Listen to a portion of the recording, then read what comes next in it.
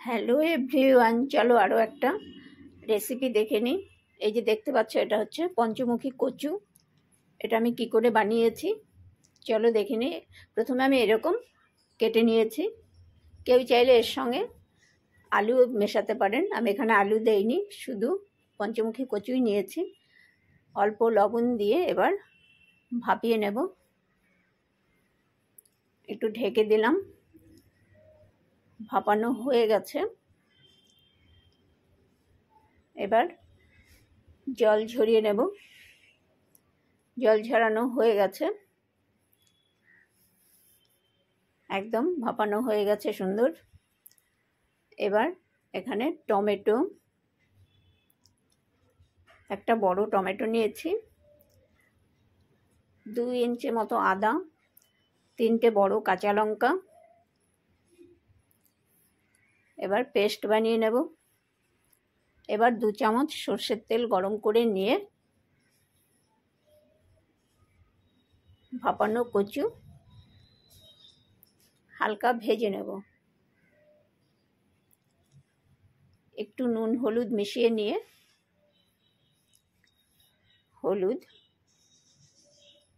এবার ভালো করে নেড়ে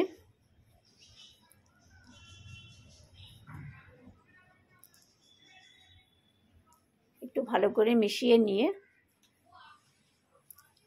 কচু ভাজা হয়ে গেছে, এবার তুলে নিচ্ছি।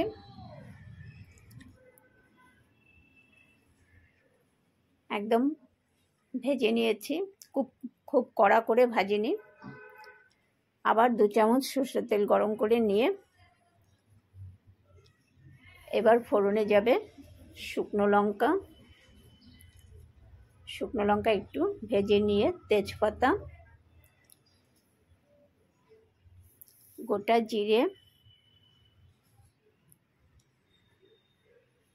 এবার 1 চুটকি হিং, একটু নেড়ে নিয়ে এবার মশলা মিশিয়ে নেব। টমেটো, কাঁচা লঙ্কা, আদা একসঙ্গে পেস্ট বানিয়ে নিয়েছি। ভালো করে একটু নেড়ে নিয়ে এবার গুঁড়ো মশলা মিশিয়ে নেব। হলুদ পরিমাণ মতো, ধনে গুঁড়ো,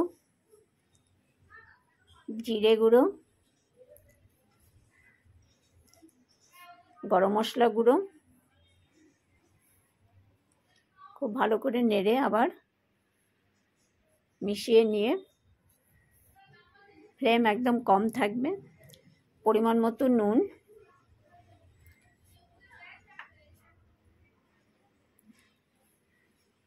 এবার আবার ভালো করে নেড়ে নিয়ে, তেল ছেড়ে গেছে মশলার থেকে। এবার মিশিয়ে নেব ভাজা কচু। আবার কিছুক্ষণ নেড়ে মশলার সঙ্গে ভালো করে এরকম মিশিয়ে নিয়েছি।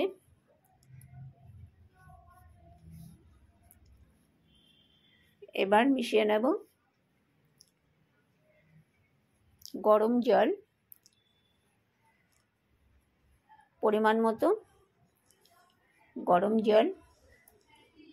আবার একটু নেড়ে নিয়ে দেখে নিতে হবে জল লাগবে কিনা আরও। এবার মিশিয়ে নেব 1 চামচ ঘি।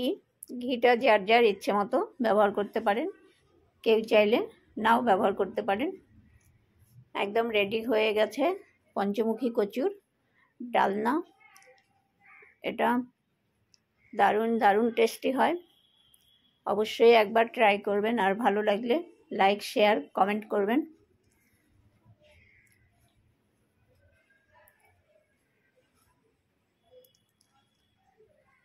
একদম পরিবেশন করার জন্য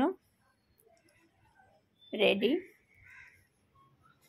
এটার কোনো কিছু দিয়ে সাজানোর দরকার নেই, এমনি দেখতে খুব সুন্দর হয়েছে। দেখতেও যেমনি হয়েছে খেতেও তেমনি হয়েছে।